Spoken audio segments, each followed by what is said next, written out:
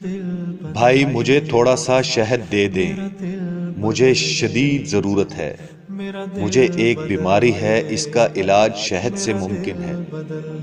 افسوس، میرے پاس اس وقت شہد نہیں ہے۔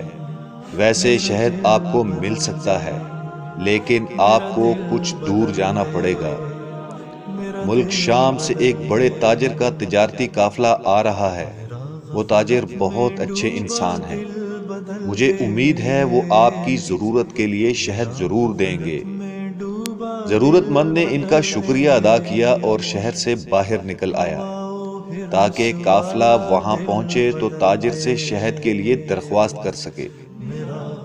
آخر قافلہ آتا نظر آیا۔ وہ فوراً اٹھا اور اس کے نزدیک پہنچ گیا۔ اس قافلے کے امیر کے بارے میں پوچھا۔ لوگوں نے ایک خوبصورت اور بارونق چہرے والے شخص کی طرف اشارہ کر دیا۔ اب وہ ان کی خدمت میں حاضر ہوا اور بولا، حضرت میں ایک بیماری میں مبتلا ہوں۔ اس کے علاج کے لیے مجھے تھوڑے سے شہد کی ضرورت ہے۔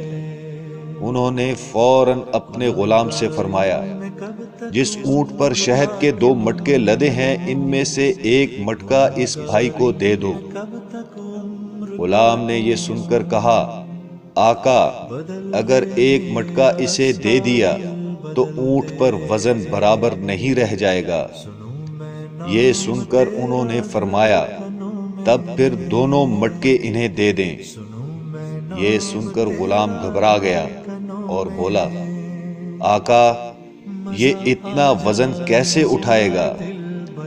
اس پر آقا نے کہا، تو پھر اونٹ بھی اسے دے دو۔ غلام فوراً دوڑا اور وہ اونٹ مٹکوں کے ساتھ اس کے حوالے کر دیا۔ وہ ضرورت مند ان کا شکریہ ادا کر کے اونٹ کی رسی تھام کر چلا گیا۔ وہ حیران بھی تھا اور دل سے بے تحاشا دعائیں بھی دے رہا تھا۔ وہ سوچ رہا تھا، یہ شخص کس قدر سخی ہے۔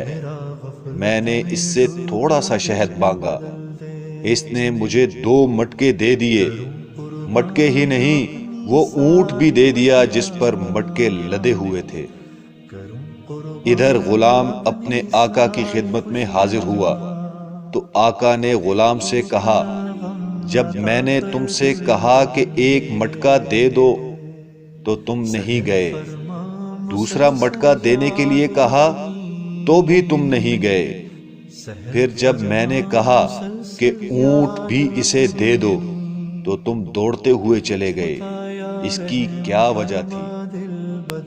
غلام نے جواب دیا، جب میں نے یہ کہا ایک پورا مٹکا دینے سے اونٹ پر وزن برابر نہیں رہے گا تو آپ نے دوسرا مٹکا بھی دینے کا حکم فرمایا۔ جب میں نے یہ کہا کہ وہ دونوں مٹکے کیسے اٹھائے گا تو آپ نے فرمایا، اونٹ بھی اسے دے دو۔ اب میں ڈرا کہ اگر اب میں نے کوئی اعتراض کیا تو آپ مجھے بھی اس کے ساتھ جانے کا حکم فرما دیں گے، اس لیے میں نے دوڑ لگا دی۔ اس پر آقا نے کہا، اگر تم اس کے ساتھ چلے جاتے تو اس غلامی سے آزاد ہو جاتے، یہ تو اور اچھا ہوتا۔ جواب میں غلام نے کہا، آقا، میں آزادی نہیں چاہتا، اس لیے کہ آپ کو تو مجھ جیسے سینکڑوں غلام مل جائیں گے، لیکن مجھے آپ جیسا آقا نہیں ملے گا۔ میں آپ کی غلامی میں رہنے کو آزادی سے زیادہ پسند کرتا ہوں۔ آپ کو معلوم ہے یہ آقا کون تھے؟ حضرت عثمان غنی رضی اللہ تعالی عنہ۔